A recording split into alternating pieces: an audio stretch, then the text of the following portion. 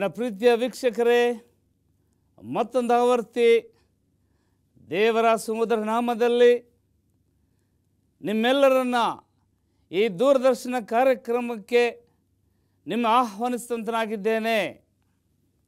ಪ್ರಿಯರೇ, ಇವತ್ತು ನಮ್ಮ ಹೋಪ್ ಟಿವಿ ಕಾರ್ಯಕ್ರಮ ನೋಡ್ತಕ್ಕಂಥ ನೀವುಗಳು ಎಷ್ಟು ಧನ್ಯರು ಮತ್ತು ಭಾಗ್ಯವಂತರು ನೀವು. ಆದ್ದರಿಂದ ಪ್ರಿಯರೇ, ಇವತ್ತು ಸಂದೇಶಕ್ಕೋಸ್ಕರವಾಗಿ ನಿಮ್ಮನ್ನು ನಾನು ಯೇಸು ಕ್ರಿಸ್ತನ ಸುಮಧುರ ನಾಮದಲ್ಲಿ ವಂದಿಸುತ್ತಾ ಪ್ರಾರ್ಥನೆಯೊಂದಿಗೆ ಈ ಸಂದೇಶವನ್ನು ಶುರು ಮಾಡೋಣವೇ? ಪ್ರಾರ್ಥನೆ ಮಾಡೋಣ. ನಮ್ಮನ್ನು ಬಹಳವಾಗಿ ಪ್ರೀತಿ ಮಾಡಿದ ನಮ್ಮ ತಂದೆಯಾದ ದೇವರೇ, ಯೇಸುವೇ ಪ್ರಭುವೇ ರಕ್ಷಕನೇ, ಇಗೋ ನಾವು ನಿನ್ನ ಸನ್ನಿಧಾನದಲ್ಲಿ ಬಂದು ನಿಂತಿದ್ದೇವೆ ಸ್ವಾಮಿ. ನಿನ್ನ ವಾಕ್ಯವನ್ನು ಕೇಳಬೇಕೆಂದ ಆತುರದಿಂದ ಅನೇಕ ಹೃದಯಗಳು ಕಾಯ್ಕೊಂಡಿದೆ. ಯಾಕೆಂದರೆ ನೀನು ಶಾಶ್ವತವಾಗಿ ಕಾಪಾಡ್ತಕ್ಕಂಥ ಕರ್ತನು. ನೀನು ಎಂದಿಗೂ ಮರೆಯುವುದಿಲ್ಲ, ನೀನೆಂದಿಗೂ ತೊರೆಯುವುದಿಲ್ಲ ನಮ್ಮನ್ನು. ನೀನು ಪ್ರೀತಿಮಯನು, ಪ್ರೀತಿ ಸ್ವರೂಪಿ. ಆದ್ದರಿಂದ ಇವತ್ತಿನ ಸಂದೇಶವನ್ನು ನಾವು ಕೇಳುವಾಗ ಎಲ್ಲ ಮಹಿಮೆ ಘನ ನಿನಗೆ ಸಲ್ಲಿಸಲೆಂದು ಯೇಸು ಕ್ರಿಸ್ತನ ಹೆಸರನ್ನು ಬೇಡಿಕೊಳ್ಳುತ್ತೇವೆ ಸ್ವಾಮಿ, ಆಮೇನ್. ಪ್ರಿಯ ವೀಕ್ಷಕರೇ, ಈಗ ಮತ್ತೊಂದು ಆವರ್ತಿ ದೇವರ ವಾಕ್ಯವನ್ನು ಕೇಳಲು ಆಶೆಯಿಂದ ಬಂದಿರತಕ್ಕಂಥ ನಿಮ್ಮಗಳನ್ನು ಮತ್ತೊಂದು ಸಾರಿ ಯೇಸುವಿನ ಸುಮಧುರ ನಾಮದಲ್ಲಿ ಆಹ್ವಾನಿಸುತ್ತಾ, ಇವತ್ತಿನ ಸಂದೇಶಕ್ಕಾಗಿ ನಾನು ಆರಿಸಿಕೊಂಡ್ರ ಭಾಗ ಬಹಳ ಪ್ರಾಮುಖ್ಯವಾಗಿದೆ. ನಮ್ಮೆಲ್ಲರಿಗೂ ಇದು ಬೇಕಾಗಿದೆ ಪ್ರಿಯರೇ. ಈ ಒಂದು ಶಿರೋನಾಮೆಯಲ್ಲಿ ಮಾತಾಡ್ತಕ್ಕಂಥ ನಾನು ನಿಮ್ಮ ಹೃದಯಗಳನ್ನು, ನಿಮ್ಮ ಮನಸ್ಸುಗಳನ್ನು ನೀವು ಬಹಳ ಸುರಕ್ಷಿತದಿಂದ ಇಟ್ಟುಕೊಂಡು ನೀವು ನನ್ನ ಆಲೋಚನೆಗಳು ಕೇಳುವುದಾದರೆ ನಿಮಗೆ ಖಂಡಿತವಾಗಿಯೂ ದೇವರು ಒಂದು ಉನ್ನತ ಮಾರ್ಗದಲ್ಲಿ ನಡೆಸ್ತಾನೆ ಎಂಬತಕ್ಕಂಥದ್ದಲ್ಲಿ ಯಾವುದು ಸುಳ್ಳಿಲ್ಲ. ಪ್ರಿಯರೇ, ಇವತ್ತು ನನ್ನ ಒಂದು ಮುಖ್ಯ ಉದ್ದೇಶ, whom does the Lord remember? ಕರ್ತನು ಯಾರನ್ನು ನೆನಪು ಮಾಡಿಕೊಳ್ಳುತ್ತಾನೆ? ನೆನಪು ಮಾಡಿಕೊಳ್ಳತಕ್ಕಂಥದ್ದು, ನೆನೆಸಿಕೊಳ್ತಕ್ಕಂಥದ್ದು. ನಿಮ್ಮನ್ನು ಕೇಳಿದ್ರೆ ನಿಮ್ಮಲ್ಲಿ ಅನೇಕ ಪ್ರಶ್ನೆಗಳು ಅಥವಾ ಅನೇಕ ಉತ್ತರಗಳು ನನಗೆ ಬರ್ತಕ್ಕಂಥದ್ದಾಗಿದೆ. ಆದರೆ ನಾವು ಸತ್ಯದ ಆಧಾರದ ಮೇಲೆ ನಾವು ಅದನ್ನು ಕಲಿಯೋಣ. ಇವತ್ತು ದೇವರು ಯಾರನ್ನು ಜ್ಞಾಪಕ ಮಾಡಿಕೊಳ್ತಾನೆ ಅಂತ ಹೇಳುವಾಗ ನನಗೆ ಮೊಟ್ಟ ಮೊದಲಿಗೆ ಬರ್ತಕ್ಕಂಥ ಒಂದು ವಚನ, ಕೀರ್ತನೆಗಳು 115ನೇ ಅಧ್ಯಾಯ 12 ವಚನದಲ್ಲಿ ದೇವರು ಯಾರನ್ನು ನೆನಪು ಮಾಡಿಕೊಳ್ಳುತ್ತಾನೆ ಎಂಬತಕ್ಕಂಥ ಪ್ರಶ್ನೆಯನ್ನು ಇಲ್ಲಿ ಕೇಳಿದ್ದಾನೆ. ದೇವರು ಯಾರನ್ನು ನೆನಪು ಮಾಡಿಕೊಳ್ಳುತ್ತಾನೆ? ದಾವೀದನು ಬರೆದ ಕೀರ್ತನೆ 115:12 ವಚನದಲ್ಲಿ ಈ ವಾಕ್ಯ ಓದುವಾಗ ನನಗೆ ಬಂದಂಥ ಉತ್ತರ, ದೇವರು ಬಡವರನ್ನು ನೆನೆಸಿಕೊಳ್ಳುತ್ತಾನೆ. ನೋಡಿ ಪ್ರಿಯರೇ, ಭಾಳ ಸ್ಪಷ್ಟವಾಗಿ ಯೇಸು ಕ್ರಿಸ್ತನ ಲೋಕಕ್ಕೆ ಬರುವಾಗ ನಾನು ಬಡವರಿಗೋಸ್ಕರ, ನಾನು ತಗ್ಗಿದ ಸ್ವಭಾವದವರನ್ನು ನೋಡಲಿಕ್ಕೋಸ್ಕರ ಬರ್ತಿದ್ದೇನೆ ಎಂಬುದಾಗಿ ಹೇಳಿದರು. ನಾನು ಸೇವೆ ಮಾಡಲಿಕ್ಕೆ ಬರ್ತಾ ಇದ್ದೇನೆ, ಸೇವೆ ಮಾಡಿಸ್ಕೊಳ್ಳಿಕ್ಕೆ ನಾನು ಬರೋದಿಲ್ಲ ಎಂಬುದಾಗಿ ಕರ್ತ ನಮಗೆ ಹೇಳ್ತಕ್ಕಂಥ ವಚನಗಳು ನಮ್ಮ ಸತ್ಯದಲ್ಲಿ ಕಾಣುವರಾಗಿದ್ದೇವೆ. ಪ್ರಿಯರೇ, ಇವತ್ತು ವಿಶೇಷವಾದ ರೀತಿಯಲ್ಲಿ ಕರ್ತನು ಬಡವರನ್ನು ನೆನೆಸಿಕೊಳ್ಳುತ್ತಾನೆ. ಇಲ್ಲಿ ಕೀರ್ತನೆಗಳು 140ನೇ ಅಧ್ಯಾಯ 17ನೇ ವಚನದಲ್ಲಿ ಹೇಳ್ತದೆ, ನಾನಾದರೂ ಕುಗ್ಗಿದವನು ದಿಕ್ಕಿಲ್ಲದವನು ಆಗಿದ್ದೇನೆ, ಕರ್ತನೇ ನನ್ನ ಹಿತಚಿಂತಕನು ಎಂಬುದಾಗಿ ಇಲ್ಲಿ ದಾವೀದನು ಇಲ್ಲಿ ಕೇಳ್ತಕ್ಕಂಥನಾಗಿದ್ದಾನೆ. ಪ್ರಿಯ ಸಭಿಕರೇ, ಪ್ರಿಯ ವಿಶ್ವಾಸಿಗಳೇ, ಬಡವರನ್ನು ಚಿಂತಿಸ್ತಕ್ಕಂಥ ದೇವರು ನಮ್ಮ ದೇವರು. ನಮ್ಮ ಯೇಸು ಕರ್ತನು ಬಡವರನ್ನು ಈ ಲೋಕಕ್ಕೆ ಬಡವರನ್ನು ನೋಡಲಿಕ್ಕೆ ಬಂದನು, ಅವರಿಗೆ ಸೇವೆ ಮಾಡಲಿಕ್ಕೆ ಬಂದನು, ಅವರನ್ನು ರಕ್ಷಣೆಯ ಯೋಜನೆಯಲ್ಲಿ ನಡೆಸಲಿಕ್ಕೆ ಬಂದನು ಎಂಬುದಾಗಿ ಹೇಳಲಿಕ್ಕೆ ನಾನು ಇಷ್ಟಪಡ್ತೇನೆ. ಪ್ರಿಯರೇ, ನೆನಪು ಮಾಡಿಕೊಳ್ಳುವುದು, ನೆನೆಸಿಕೊಳ್ಳುವುದು ಎರಡು ಅರ್ಥ ಕೊಡ್ತದೆ. ಇಲ್ಲಿ ಏನು ನೆನಪು ಮಾಡಿಕೊಳ್ಳುವುದು? ನಾವು ನೆನೆಸಿಕೊಳ್ತಕ್ಕಂಥ ವಿಷಯ ಏನಂತಂದರೆ, ಯಾವಲೋ ಒಂದು ಸಲ ನಮ್ಮ ಸ್ನೇಹಿತರು ನೋಡಿರ್ತೇವೆ, ಅವ್ರನ್ನ ಮತ್ತೆ ಅನೇಕ ವರ್ಷಗಳಾದ ಮೇಲೆ ನಾವು ನೋಡುವಾಗ ನೆನಪು ಬರ್ತೋ, ಇಂಥವ್ರು ನೋಡಿದ್ದೇವೆ ನಾವು ಅಂಥೇಳಿ. ನೆನೆಸಿಕೊಳ್ಳುತ್ತೇವೆ ಅಂತ ಹೇಳುವಾಗ ಯಾವಾಗಲೂ ಒಬ್ಬ ಒಳ್ಳೆಯ ಕೆಲಸವನ್ನು ಮಾಡಿದಾಗ, ನಮಗೆ ಒಂದು ಒಳ್ಳೆಯ ಕಾರು, ನಮ್ಗೆ ಒಳ್ಳೆಯ ಸ್ನೇಹಿತಿದ್ದಾಗ, ಅದು ಒಳ್ಳೆಯ ಒಂದು ಕಾರ್ಯ ನಾವು ಮಾಡಿಸ್ಕೊಂಡಿರುವಾಗ ಅವ್ರನ್ನ ಯಾವಾಗ ನೆನೆಸ್ಕೊಳ್ತೇವೆ, ಹೌದಲ್ವಾ? ಇಲ್ಲಿ ನಿಮಗೆ ಒಂದು ವಿಶೇಷವಾದ ವಿಷಯನ ಹೇಳಲಿಕ್ಕೆ ಇಷ್ಟಪಡ್ತೇನೆ. ಇಬ್ಬರು ಸ್ನೇಹಿತಿದ್ದರು ಹಿಂದಿನ ಕಾಲದಲ್ಲಿ. ಅವರು ಒಬ್ಬರನ್ನೊಬ್ಬರು ನೆನೆಸ್ಕೊಳ್ಳಿಕ್ಕೆ ಯಾವ ರೀತಿಯ ಪದ್ಧತಿಯನ್ನು ಅವರು ಮಾಡ್ತಾಯಿದ್ರು ಅಂತ ಹೇಳುವಾಗ, ಒಬ್ಬರಿಂದ ಒಬ್ಬರ ಕೈಗಳನ್ನ ಕತ್ತಿಯಿಂದ ಕೊಯ್ಕೊಳ್ತಾಯಿದ್ರು. ಈ ಕೈ ಎರಡು ಕೈಗಳನ್ನ ಕೊಯ್ದು ರಕ್ತವನ್ನು ಇಬ್ಬರ ಕೈಯಲ್ಲಿ ಹಂಚ್ಕೊಳ್ತಾಯಿದ್ರು. ಆವಾಗ ಗಾಯ ಆಗ್ತಿತ್ತು. ಅದು ಆ ಕೈ ಅಂಗೈಲಿ ಗಾಯ ಆದವಾಗ ಆ ಗಾಯ ನೋಡಿದಾಗಲೆಲ್ಲ ಅವ್ರು ನೆನೆಸ್ಕೊಳ್ತು, ಓ ನನ್ನ ಸ್ನೇಹಿತನ ಗುರುತು ಇದು ಎಂಬುದಾಗಿ ನೆನೆಸ್ತು. ನೋಡಿ, ನೆನೆಸಿಕೊಳ್ತಕ್ಕಂಥದ್ದು ಬಹಳ ಪ್ರಾಮುಖ್ಯವಾದ ವಿಷಯ. ಒಬ್ಬರನ್ನೊಬ್ಬರು ನೆನೆಸ್ಕೊಂಡು ಅದನ್ನು ನೋಡ್ಕೊಳ್ತಾ ಇದ್ದರು. ಪ್ರಿಯರೇ, ಅದೇ ರೀತಿ ನಮ್ಮ ಸತ್ಯವೇದದಲ್ಲಿ ಏನು ಹೇಳ್ತದೆ ಅಂತಂದರೆ, ಥೋಮನು, ಡೌಟಿಂಗ್ ಥಾಮಸ್ ಅಂತ ಹೇಳ್ತಾರೆ ಆತನಿಗೆ. ಆ ಸಂದೇಹ ಪಡ್ತಕ್ಕಂಥ ಥೋಮ, ಈತನು ಯೇಸು ಕ್ರಿಸ್ತನ ಶಿಷ್ಯ. ಈತನಿಂದಲೇ ತಾನೇ ನಮ್ಮ ಭಾರತ ದೇಶಕ್ಕೆ ದೇವರ ಸಂದೇಶವು ಬಂದದ್ದಾಗಿದೆ ಎಂಬುದಾಗಿ ನಮಗೆ ತಿಳಿಯಪಡುತ್ತದೆ.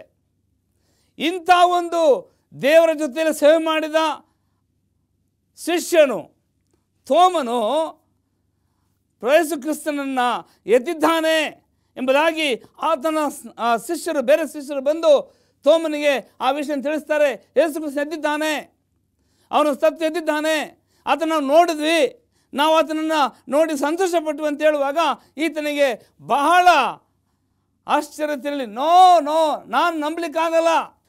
ಯೋಹಾನ ಬರೆಸುವಾರ್ತೆ 20ನೇ ಅಧ್ಯಾಯ 25ನೇ ವಚನದಲ್ಲಿ ಥೋಮನು ಹೇಳಿದ ಮಾತನ್ನು ನಾವು ಇಲ್ಲಿ ಓದೋಣ. ಆದ್ದರಿಂದ ಉಳಿದ ಶಿಷ್ಯರು ನಾವು ಸ್ವಾಮಿ ನೋಡಿದ್ದೇವೆ ಎಂದು ಅವನಿಗೆ ಹೇಳಿದರು. ಅದಕ್ಕೆ ಅವನು, ನಾನು ಆತನ ಕೈಗಳಲ್ಲಿ ಮೊಳೆಗಳಿಂದಾದ ಗಾಯವನ್ನು ನೋಡಿ ಆ ಮೊಳೆಯ ಗಾಯದಲ್ಲಿ ನನ್ನ ಬೆರಳನ್ನು ಇಟ್ಟು ಆತನ ಪಕ್ಕಿಯಲ್ಲಿ ನನ್ನ ಕೈಯನ್ನು ಹಾಕಿದ ಹೊರತು ನಿಮ್ಮ ಮಾತನ್ನು ನಂಬುವುದೇ ಇಲ್ಲ ಅಂದನು. ನೋಡಿ ಪ್ರಿಯರೇ, ಈ ಡೌಟಿಂಗ್ ಥಾಮಸ್, ಸಂದೇಹ ಪಡ್ತಕ್ಕಂಥ ಶಿಷ್ಯನಾದ ಥೋಮನು ಈ ರೀತಿ ಹೇಳ್ತಾನೆ. ಇಲ್ಲಿ ಆತನು ವಿಶೇಷವಾದ ರೀತಿಯಲ್ಲಿ ಬಡವರನ್ನು ನೆನೆಸಿಕೊಳ್ಳಲು ಬಂದನು. ಆವಾಗ ಯೇಸು ಕ್ರಿಸ್ತನು ಕರೆದ ಥೋಮನಿಗೆ, ಈಗ ನೋಡು, ನಾನು ಸಿಲುಬೆ ಹಾಕಲ್ಪಟ್ಟ ಕೈಗಳಲ್ಲಿ ಮೊಳೆ ಇದೆ, ನೋಡು, ಗುರುತಿದೆ, ಇದೋ ನನ್ನ ಪಕ್ಕಿಯಲ್ಲಿ ನೀನು ಮುಟ್ಟಿ ನೋಡು, ಈ ಗುರುತಿದೆ ಅಂತ ಹೇಳುವಾಗ ಆತನ ಯೇಸು ಕ್ರಿಸ್ತನು ನೆನೆಸಿಕೊಂಡನು. ಅಲ್ಲಿ ಆತ ನೆನೆಸಿಕೊಂಡು ವಿಶೇಷವಾದ ರೀತಿಯಲ್ಲಿ ಆತನ ಪ್ರೀತಿ ಮಾಡಿದನು ಎಂಬುದಾಗಿ ನಾವಿಲ್ಲಿ ಓದ್ತೇವೆ. ಪ್ರಿಯರೇ, ಯೋಹಾನ 10:28 ಇನ್ನೊಂದು ವಚನ ಓದ್ತದೆ. ಎಫ್ರಾಯಿಮೇ, ನಾನು ನಿನ್ನನ್ನು ಹೇಗೆ ತ್ಯಜಿಸಲಿ? ಇಸ್ರಾಯೇಲೇ, ಹೇಗೆ ನಾಶ ಮಾಡಲಿ? ನನ್ನೊಳಗೆ ಮನಸ್ಸು ತಿರುಗಿತು, ಕರಳು ತೀರಾ ಮರುಗಿತು ಎಂಬುದಾಗಿ ನಾವು ಹೋಶಾಯನ ಬರೆದ ವಾರ್ತೆ 11ನೇ ಅಧ್ಯಾಯ 8ನೇ ವಚನ ಓದ್ತೇವೆ. ಅಂದ ಪ್ರಿಯರೇ, ಆತನು ಬಡವರನ್ನು ಮರೆಯುವುದಿಲ್ಲ ಎಂಬುದಾಗಿ ನಾವಿಲ್ಲಿ ಓದ್ತೇವೆ. ಸತ್ಯವೇದ ಹೇಳ್ತದೆ, ಬಡವರನ್ನು ಕನಿಕರಿಸುವುದು, ಆಶೀರ್ವದಿಸುವುದು ದೇವರು ಆರಾಧಿಸಲ್ಪಡುವನು.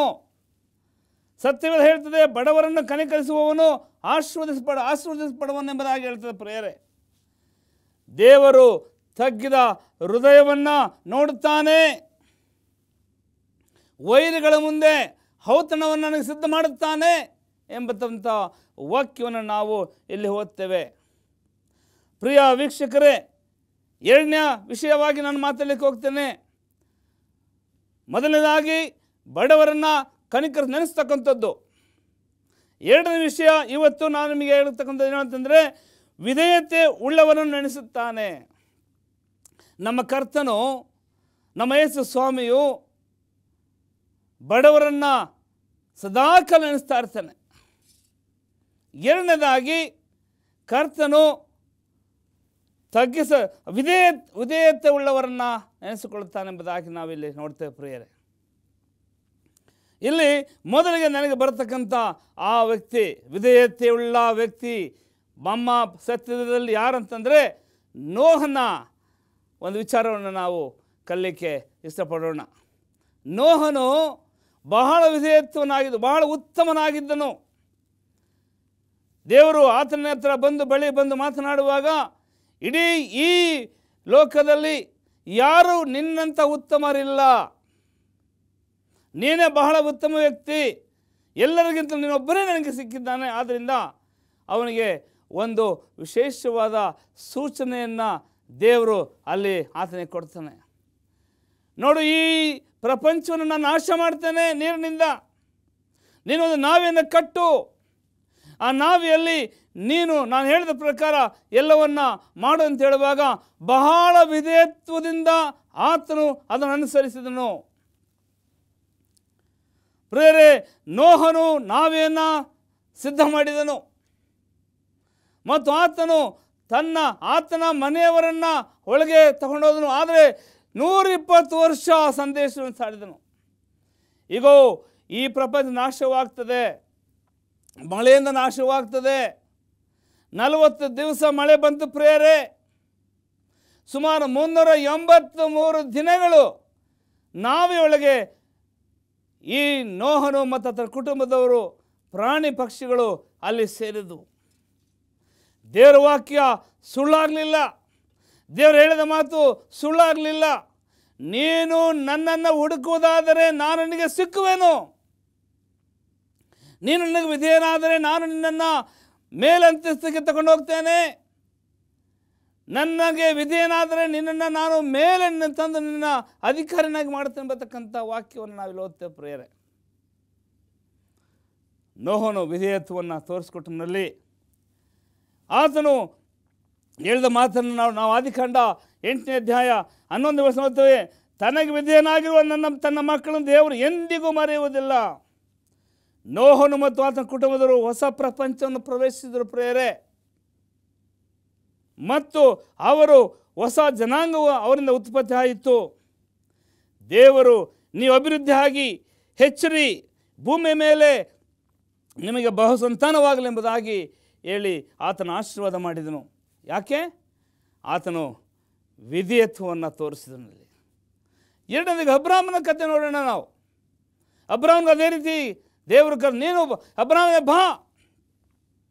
ಅಬ್ರಾಮನ ದೇವರು ಕರೆದ ತಕ್ಷಣ ನಾನು ಬಂದನು. ನೀನು ಹೋಗಿ, ನಾನು ಹೇಳೋ ಸ್ಥಳಕ್ಕೆ ಹೋಗು. ನೀನು ಎಲ್ಲವನ್ನ ಬಿಟ್ಟು ಬಹಳ ಐಶ್ವರ್ಯ ಧನವಂತನಾಗಿದ್ದನು ಆತನು. ಎಲ್ಲವನ್ನು ಮರೆತು ಆತನು ಹೋದನು. ಅಬ್ರಾಮ ಹೋದ ಎಲ್ಲಿ ಹೋಗ್ತೀನಿ ಎಂಬತಕ್ಕಂಥ ಗೊತ್ತಿಲ್ಲ. ದೇವರು ತೋರಿಸಿದ ಇದಕ್ಕೆ ಆತನು ಹೋದನು. ದೇವರಿಗೆ ವಿಧೇಯನಾದನು ಪ್ರಿಯರೇ. ಅಬ್ರಾಮನು ದೇವರಿಗೆ ಕೂಡಲೇ ದೇವರ ವಾಕ್ಯಕ್ಕೆ ವಿಧೇಯನಾದನು. ಅಬ್ರಾಮನು ದೇವರನ್ನ ಪ್ರಶ್ನಿಸಲಿಲ್ಲ. ಆತನು, ಯಾಕೆ ಸ್ವಾಮಿ ನಾನು ಹೋಗಬೇಕು, ನೀವು ಅಂಥ ಸ್ಥಳದಿರಬೇಕಾದ್ರೆ ನಾವು ಇವತ್ತು ಪ್ರಶ್ನೆ ಮಾಡ್ತಕ್ಕಂಥ ಸಹಜ. ನಾವು ಯಾಕೆ ಹೋಗಬೇಕು, ನನಗೆ ಇಲ್ಲಿ ಕಂಫರ್ಟಬಲ್ ಆಗಿದೆ, ನಾವು ಚೆನ್ನಾಗಿದ್ದೇವೆ, ನಾವು ಇಲ್ಲೇ ಇರ್ತೇವೆ. ಒಂದು ವೇಳೆ ನಮಗೆ ಟ್ರಾನ್ಸ್ಫರ್ ಬಂದಾಗ ಕೆಲಸ ಮಾಡ್ತಕ್ಕಂಥವ್ರು, ನಾವು ದೇವರ ಸೇವೆ ಮಾಡ್ತಕ್ಕಂಥವ್ರು ಒಂದು ದೊಡ್ಡ ಪಟ್ಟಣ ಬಿಟ್ಟು, ಸರ್ವಸಾಧಾರಣ ಚೆನ್ನೈ ಪಟ್ಟಣ ಬಿಟ್ಟು ನೀನು ಬೆಂಗಳೂರು ಪಟ್ಟಣಕ್ಕೆ ಹೋಗಿ ಸೇವೆ ಮಾಡ್ಬೇಕಂತ ಹೇಳುವಾಗ ನಮಗೆ ಅದು ಸರಿ ಕಾಣೋದಿಲ್ಲ. ಸ್ವಾಮಿ ಬೇಡ, ನನಗೆ ಇಲ್ಲೇ ಇರಬೇಕೆಂಬುದಾಗಿ ನೋಡ್ತೇವೆ. ನೋಡಿ, ಅವಿಧೇಯತ್ವವನ್ನು ತಕ್ಷಣ ನಾವು ತೋರಿಸ್ಕೊಡ್ತೇವೆ ಅಲ್ಲಿ. ಆದರೆ ಇಲ್ಲಿ ಅಬ್ರಹಾಮನು ಆ ವಾಣಿ ಬಂದ ತಕ್ಷಣ, ದೇವರ ಕರೆ ಬಂದ ತಕ್ಷಣ ಒಪ್ಪಿಕೊಂಡು ಹೋದನು, ಅಭಿವೃದ್ಧಿ ಹೊಂದನು. ಅವನು ವಿಶೇಷವಾಗಿ ಅಬ್ರಹಾಮನು ವಿಧ ವಿಧವಾದ ಮಾರ್ಗಗಳಲ್ಲಿ ರೀತಿಯಲ್ಲಿ ಅವನು ನಡೆದನು. ಅವನು ಲೋಟನಿಂದ ಬೇರ್ಪಟ್ಟನು, ಲೋಟನಿಂದ ಅವನು ಬೇರ್ಪಟ್ಟನು. ಮತ್ತು ಆ ಅಹಾಗರಳನ್ನು ಇಸ್ರಾಯೇಲ್ ಸಂತಾನದಿಂದ ಬಿಟ್ಕೊಡ್ಬೇಕಾಗಿತ್ತು. ಮತ್ತು ತನಗೆ ಕೊಟ್ಟಿರ್ತಕ್ಕಂಥ ಒಬ್ಬನೇ ಮಗನನ್ನು, ಇಸಾಕನನ್ನು ಅವನು ಬಲಿಯರ್ಪಿಸಲಿಕ್ಕೆ ಕೂಡ ಸಿದ್ಧನಾದ. ನೋಡಿ ಎಂಥ ವಿಧೇಯತ್ವವನ್ನು ನೋಡ್ತೇವೆ ಪ್ರಿಯರೇ. ಒಂದೇ ಒಂದು ಕ್ಷಣದಲ್ಲಿ ಕೂಡ ಆತನು ದೇವರಿಗೆ ಅವಿಧೇಯತ್ವವನ್ನು ತೋರಿಸಲಿಲ್ಲ. ಅದಕ್ಕೆ ಹೇಳ್ತಾನೆ, ವಿಧೇಯತ್ವವುಳ್ಳವರನ್ನು ನಾನು ಏನು ಮಾಡ್ತೇನೆ, ಯಾವಾಗಲೂ ನೆನೆಸಿಕೊಳ್ಳುತ್ತೇನೆ. I will remember always the poor, ಬಡವರನ್ನು. I will remember always the obedient, ವಿಧೇಯತ್ವವನ್ನು ನಾಗಿ ನೋಡಿಸ್ಕೊಳ್ತೇವೆ ಪ್ರಿಯರೇ. ಎಲಿಯನ ಬಗ್ಗೆ ನೋಡೋಣ. ಎಲಿಯ ಏನು ಮಾಡಾತನು? ಎಲಿಯನು ಕೂಡ ನೆನೆಸಿಕೊಟ್ಟನು, ಅದನ್ನು ಆಶೀರ್ವದಿಸನು. ಎಲಿಯನು ಜೀವಿತವನ್ನು ನಾವು ಧ್ಯಾನಿಸಿ ನೋಡುವಾಗ ಅವನು ದೇವರಿಗೆ ವಿಧೇಯನಾಗಿದ್ದೆಂಬುದಾಗಿ ನಾವು ಇಲ್ಲಿ ನೋಡ್ತೇವೆ ಪ್ರಿಯರೇ. ದೇವರಾಜ್ಞೆಯಂತೆ ಕೆರೆತ ಹಳ್ಳದಿಂದ ಅಡಗಿಕೊಂಡಿದ್ದನು. ಅಲ್ಲಿ ಅಡಗಿಕೊಂಡಿದ್ದವನ್ನ ದೇವರು ಕಾಗೆ ಮುಖಾಂತರ ಅವನಿಗೆ ಆಹಾರವನ್ನು ದಯಪಾಲಿಸಿದನು. ಮತ್ತು ಇನ್ನೊಂದು ವಿಶೇಷವಾದ ರೀತಿಯಲ್ಲಿ ಕೆರೆತಳ್ಳ ಹೊಣೆಯಿದಾಗ ದೇವರು ಚರೇಫೂರಿನ ವಿಧವೆ ಮುಖಾಂತರ ಆತನಿಗೆ ಪೋಷಣೆಯನ್ನು ಕಲ್ಪಿಸಿದಂಬುದಾಗಿ ನೋಡ್ತೇವೆ ಪ್ರಿಯರೇ. ದೇವ ಜನಾಂಗವೇ, ನನ್ನ ಪ್ರೀತಿ ವಿಶ್ವಾಸಿಗಳೇ, ದೇವರಿಗೆ ನಾವು ವಿಧೇಯರಾದರೆ ನಮ್ಮನ್ನು ಎಂತೆಂಥ ಅದ್ಭುತ ಕಾರ್ಯಗಳನ್ನು ನಾವು ಪಡ್ಕೊಳ್ತಕ್ಕಂಥ ಇದು ವಚನಗಳನ್ನು ನಮಗೆ ಇಲ್ಲಿ ಕಾಣ್ತಕ್ಕಂಥದ್ದಾಗಿದೆ ಪ್ರಿಯರೇ. ನಾನು ಎಂದಿಗೂ ಮರೆಯುವುದಿಲ್ಲ ನಿನ್ನನ್ನು. ಒಂದು ವೇಳೆ ನೀನು ಮರೆತರೆ ನಿನ್ನನ್ನು ಶಾಶ್ವತವಾಗಿ ನಾನು ತಳ್ಳಿಬಿಡುತ್ತೇನೆ ಎಂಬತಕ್ಕಂಥ ವಾಕ್ಯವನ್ನು ನಾವು ಮೊದಲನೆಯ ಪೂರ್ವಕಾಲ ವೃತ್ತಾಂತ 22ನೇ ಅಧ್ಯಾಯ 9ನೇ ವಚನ ಅದನ್ನು ನೋಡ್ತೇವೆ ನಾವು ಪ್ರಿಯರೇ. ನೀನು ನನ್ನ ಸನ್ಮಾನಿಸಿ ನಾನು ನಿನ್ನ ಸನ್ಮಾನಿಸುವೆನು. ನೀನು ನನ್ನ ಮಾತಿಗೆ ನಡೆದರೆ ನಿನ್ನನ್ನು ನಾನು ಉದ್ಧರಿಸುವೆನು. ಒಂದು ವೇಳೆ ನೀನು ನನ್ನನ್ನು ಸ್ಮರಿಸಲಿದ್ದರೆ ನಿನ್ನನ್ನು ಶಾಶ್ವತವಾಗಿ ತಳ್ಳಿಬಿಡುತ್ತೇನೆ ಎಂಬುದಾಗಿ ನಮಗೆ ವಾಕ್ಯ ಬಹಳ ಸ್ಪಷ್ಟವಾಗಿ ಹೇಳ್ತಕ್ಕಂಥದ್ದು ನನ್ನ ಪ್ರಿಯರೇ. ಮೂರನೇ ವಿಷಯಕ್ಕೆ ಬರೋಣ. ಮೂರನೇದಾಗಿ, ದೇವರು ಯಾರ್ಯಾರು ಪ್ರಾರ್ಥನೆಯ ಜೀವಿತವನ್ನು ಜೀವಿಸ್ತಾರೋ ಅವರ ಬಗ್ಗೆ ಸದಾಕಾಲ ಚಿಂತೆ ಮಾಡ್ತಾರೆ ದೇವರು. ನಾವು ನಮ್ಮ ಬಗ್ಗೆ ಚಿಂತೆ ಮಾಡೋದಿಲ್ಲ. ನಾವು ಯಾವಾಗ ನಮ್ಮ ಬಗ್ಗೆ ಚಿಂತೆ ಮಾಡ್ತೇವೆ, ದೇವರ ಬಗ್ಗೆ ಚಿಂತೆ ಬಿಟ್ಬಿಡ್ತೇವೆ. ನಮ್ಮ ಮಕ್ಕಳ ಬಗ್ಗೆ ಚಿಂತೆ ಮಾಡ್ತೇವೆ, ನಮ್ಮ ಭವಿಷ್ಯದ ಬಗ್ಗೆ ಚಿಂತೆ ಮಾಡ್ತೇವೆ. ನಮ್ಮ ಅನೇಕ ಚಿಂತೆಗಳು ಇವತ್ತು ಆವರಿಸ್ಕೊಂಡು ನಮ್ಮ ಆರೋಗ್ಯನ ಕೆಡಿಸ್ಕೊಂಡಿದ್ದೇವೆ. ಆದರೆ ಇಲ್ಲಿ ದೇವರು ಹೇಳ್ತಾನೆ, ಯಾರು ನನ್ನಲ್ಲಿ ಪ್ರಾರ್ಥನಾ ಜೀವಿತವನ್ನು ಜೀವಿಸ್ತಾರೋ ಅಂಥವ್ರ ಬಗ್ಗೆ ಸದಾಕಾಲನ ಚಿಂತೆ ಮಾಡ್ತೇನೆ ಎಂಬುದಾಗಿ ಹೇಳ್ತಿದ್ದೆ ಪ್ರಿಯರೇ. ಎಂಥ ಒಂದು ವಿಶೇಷವಾದ ಇದನ್ನು ಅಲ್ಲಿ ನಮಗೆ ತೋರಿಸಿದ ಪ್ರಿಯರೇ. ಸೇನಾಧೀಶ್ವರ ಯೆಹೋವನೇ, ನಿನ್ನ ದಾಸಿಯ ದುಃಖವನ್ನು ಪರಾಂಬರಿಸು ಎಂಬುದಾಗಿ ಈ ಪ್ರಾರ್ಥನೆ ಎಂಬತಕ್ಕಂಥದ್ದಾಗಿ ನೆನೆಸ್ಕೊಂಡಾಗ ನನಗೆ ಒಂದು ಪ್ರಾಮುಖ್ಯವಾದ ವ್ಯಕ್ತಿ ನಮ್ಮ ಸತ್ಯವೇದದಲ್ಲಿ ನನಗೆ ಕಾಣಿಸ್ಕೊಂಡು ನನಗೆ ಭಾಳ ಇಷ್ಟ ವ್ಯಕ್ತಿ ಹನ್ನಳು ಬಂಜಿ ಆಗಿದ್ಲು, ಮಕ್ಕಳಿರಲಿಲ್ಲ ಅವಳಿಗೆ. ಬಹಳ ದುಃಖದಿಂದ ಬಹಳ ಒಂದು ಕಷ್ಟಕರವಾದ ಜೀವಿತವನ್ನು ಆಕೆ ಜೀವಿಸ್ತಾ ಇದ್ಲು. ಯಾಕಂದರೆ ಮಕ್ಕಳಲ್ಲಿ ಆಕೆ ಬಂಜಿ ಎಂಬುದಾಗಿ ಹೇಳಿಸ್ಕೊಂಡಿದ್ಲು. ಪ್ರಿಯರೇ, 1ನೇ ಸಮುವೇಲ 1ನೇ ಅಧ್ಯಾಯ 11ನೇ ವಚನ ನೋಡುವಾಗ ನಮಗೆ ಇದು ತಗೊಂಡು ದಯಮಾಡಿ ತೆಗಿ. 1ನೇ ಸಮುವೇಲ 1ನೇ ಅಧ್ಯಾಯ 11ನೇ ವಚನದಲ್ಲಿ ಇಲ್ಲಿ ಈ ರೀತಿ ಹೇಳ್ತದೆ ನೋಡಿ. ಯೆಹೋವನನ್ನು ಕುರಿತು ಸೇನಾಧೀಶ್ವರನಾದ ಯೆಹೋವನೇ, ನಿನ್ನ ದಾಸಿಯ ದುಃಖವನ್ನು ಪರಾಂಬರಿಸು. ನನ್ನನ್ನು ತಿರಸ್ಕರಿಸದೆ ಕನಿಕರ ಬಿಟ್ಟು ನನಗೊಬ್ಬ ಮಗನನ್ನು ಕೊಡಬೇಕು. ಅವನು ಜೀವದಿಂದಿರುವ ತನಕ ನಿನ್ನವನಾಗಿ ಇರುವ ಹಾಗೆ ನಿನಗೆ ಪ್ರತಿಷ್ಠಿಸಿ ಕೊಡುವೆನು. ಅವನ ತಲೆ ಮೇಲೆ ಕ್ಷೌರಕೃತ್ಯವನ್ನು ಬರಗೊಡಿಸುವುದಿಲ್ಲ ಎಂದು ಪ್ರಾರ್ಥಿಸಿ ಹರಕೆ ಮಾಡಿದಳೆಂಬುದಾಗಿ ಹೇಳ್ತದೆ ಪ್ರಿಯರೇ. ನೋಡಿ, ಎಂಥ ಒಂದು ದೀರ್ಘವಾದ ಪ್ರತಿಜ್ಞೆಯನ್ನು ಆಕೆ ದೇವರ ಹತ್ರ ಮಾಡ್ಕೊಳ್ತಾಳೆ. ಆಕೆಗೆ ಆಕೆಯ ಪ್ರಾರ್ಥನೆಯನ್ನು ಖಂಡಿತವಾಗಿಯೂ ದೇವರು ಕೇಳಿದನು. ಆಕೆಯ ನಂಬಿಕೆಯನ್ನು ಮೆಚ್ಚಿದನು. ಆಕೆಯ ದುಃಖವನ್ನು ದೇವರು ನೋಡಿದನು. ಪ್ರಿಯರೇ, ಇವತ್ತು ನಾವು ಅಂಥ ಒಂದು ಪ್ರಾರ್ಥನೆ ಮಾಡುವಾಗ ದುಃಖದಿಂದ ಮೊಣಕಾಲೂರಿ ನಾವು ಪ್ರಾರ್ಥನೆ ಮಾಡುವಾಗ ನಮ್ಮ ಪ್ರಾರ್ಥನೆಗೆ ಖಂಡಿತವಾಗಿಯೂ ಉತ್ತರ ಸಿಗ್ತದೆ ಎಂಬುದಾಗಿ ಹೇಳ್ತೀನಿ ಪ್ರಿಯರೇ, ಖಂಡಿತವಾಗಿ ಸಿಗ್ತದೆ. ಹನ್ನಳ ಜೀವಿತದಲ್ಲಿ ಆಕೆಯ ಮಗನನ್ನು ಪಡೆದಳು, ಸಮಯಲನ್ನು ಪಡೆದು ದೇವರ ದರ್ಶನದ ದೇವರ ಆಲಯದಲ್ಲಿ ಆತನ ಬಿಟ್ಟಳು. ಆತನ ಸೇವೆ ಮಾಡಲಿಕ್ಕೆ ಬಿಟ್ಟಳು. ಪ್ರತಿಷ್ಠೆ ಮಾಡಿದ್ಲು ಆತನು ಆಕೆ. ಆಮೇಲೆ ಆ ಒಂದು ವರದಿಂದ ಅವಳಿಗೆ ಇನ್ನೂ 3 ಗಂಡು ಮಕ್ಕಳು, 2 ಹೆಣ್ಣು ಮಕ್ಕಳು ದೇವ್ರ ತಿರುಗಿ ಅವರೇ ಕೊಡ್ತಾರೆ ಎಂಬುದಾಗಿ ನೋಡ್ತೇವೆ ಪ್ರಿಯರೇ. ಎಂಥ ಒಂದು ಆಶೀರ್ವಾದ ನೋಡಿ. ಪ್ರಾರ್ಥನೆಯ ಜೀವಿತ ಬಹಳ ಪ್ರಾಮುಖ್ಯವಾಗಿದೆ. ಯಾಬೇಚನ ಪ್ರಾರ್ಥನೆ ದೇವರು ಕೇಳಿದನು ಮತ್ತು ಸಂಸೋನನ ಪ್ರಾರ್ಥನೆ ದೇವರು ಕೇಳಿದನು ಪ್ರಿಯರೇ. ಯಾವ್ದು ಅಬ್ರಹಾಮನ ಪ್ರಾರ್ಥನೆ ಕೇಳಿದ ಅದೇ ರೀತಿ ಸಂಸೋನನ ಪ್ರಾರ್ಥನೆ. ಸಂಸೋನನು ಫಿಲಿಸ್ಟೀಯರನಿಗಿಂತ ಮಾಡಿದ್ದಾರೆ, ನನಗೆ ಒಂದೇ ಒಂದು ಚಾನ್ಸ್ ಕೊಡಪ್ಪ ಸ್ವಾಮಿ, ನಾನು ನಿನಗೆ ವಿಧೇಯನಾಗ್ತೇನೆ ಎಂದು ಹೇಳುವಾಗ ಆತನು ವಿಶೇಷವಾಗಿ ಆತನಿಗೆ ಇದು ಸಿಗ್ತದೆ ಪ್ರಿಯರೇ.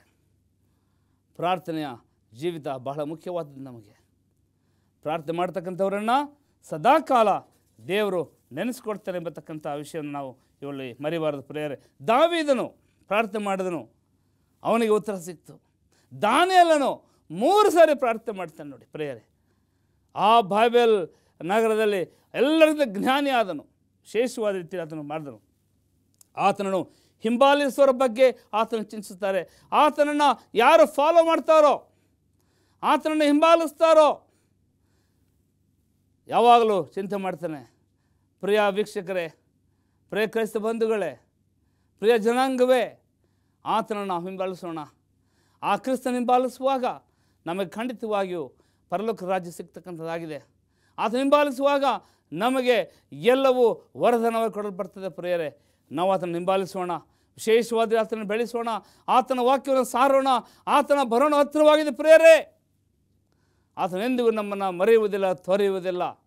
ಒಂದು ವೇಳೆ ತಾಯಿ ಆತನ ಮೊಲೆಕೂಸನ್ನು ಮರೆತಾಳು, ಆದರೆ ನಮ್ಮನ್ನು ಸೃಷ್ಟಿಸಿದ ಕರ್ತನು ಎಂದಿಗೂ ನಮ್ಮನ್ನು ತೊರೆಯುವುದಿಲ್ಲ, ಮರೆಯುವುದಿಲ್ಲ ಎಂಬುದಾಗಿ ಹೇಳ್ತದೆ ಪ್ರಿಯರೇ. ವಿಶೇಷವಾದ ವಾಕ್ಯವನ್ನು ನಾವು ಕಲಿಯುವಾಗ ನಮಗೆ ದೇವರು ಆಶೀರ್ವಾದವನ್ನು ಕೊಡಲಿ, ನಿಮ್ಮೆಲ್ಲರನ್ನು ಆಶೀರ್ವದಿಸಲಿ,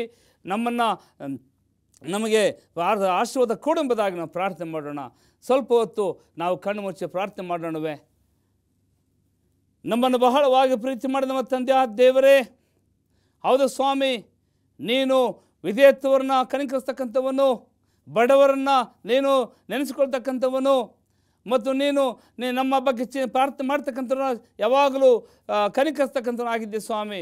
ಇದೇ ರೀತಿ ಇವತ್ತು ಕಲಿತ ಪಾಠಗಳನ್ನು ನಮ್ಮನ್ನು ಆಶೀರ್ವದಿಸಿ ಕರುಣಿಸಿ ನಿನ್ನ ವಿಶೇಷವಾದ ಕರಗಳಿಂದ ನಮ್ಮನ್ನು ನಡೆಸುವಾಗೆ ನಿಮ್ಮನ್ನು ಬೇಡಿಕೊಳ್ಳುತ್ತೇವೆ. ವಿಶೇಷವಾದ ರೀತಿಯಲ್ಲಿ ಆಶೀರ್ವದಿಸಬೇಕಾಗಿ ಕರ್ತನಾದ ಯೇಸು ಕ್ರಿಸ್ತನ ಬೇಡಿಕೊಳ್ತೇವೆ ಸ್ವಾಮಿ, ಆಮೇನ್. ಪ್ರಿಯ ವೀಕ್ಷಕರೇ, ಇವತ್ತು ಸಂದೇಶವನ್ನು ಕೇಳಿದ ನಿಮ್ಮೆಲ್ಲರಿಗೆ ದೇವರ ಹೆಸರಿನಲ್ಲಿ ವಂದಿಸುತ್ತಾ, ನಿಮಗೆ ಇನ್ನೂ ಹೆಚ್ಚಿನ ವಿಷಯ ತಿಳ್ಕೊಳ್ಬೇಕಾದರೆ ಈ ಕೆಳಗಿನ ವಿಳಾಸದಲ್ಲಿ ನಮ್ಮ ದೂರದರ್ಶನ ಕಾರ್ಯಕ್ರಮ ಯಾವಾಗಲೂ ಪ್ರಚುರವಾಗ್ತದೆ, ಅದಕ್ಕೆ ಬರೋದು ತಿಳಿಸಿರಿ. ಇನ್ನು ಅನೇಕ ಗೂಢಾರ್ಥಗಳನ್ನು ದೇವರು ನಮಗೆ ಕಲಿಸ್ಕೊಡ್ತಾರೆ. ಆದ್ದರಿಂದ ವಿಶೇಷವಾದ ರೀತಿಯಲ್ಲಿ ನೀವು ಆಶೀರ್ವಾದ ಹೊಂದಿದ್ದಾಗಿ ನಿಮ್ಮನ್ನು ಬೇಡಿಕೊಳ್ಳುತ್ತೇನೆ. ದೇವರು ನಿಮ್ಮೆಲ್ಲರನ್ನ ಆಶೀರ್ವದಿಸಲಿ. ನಮಸ್ಕಾರ.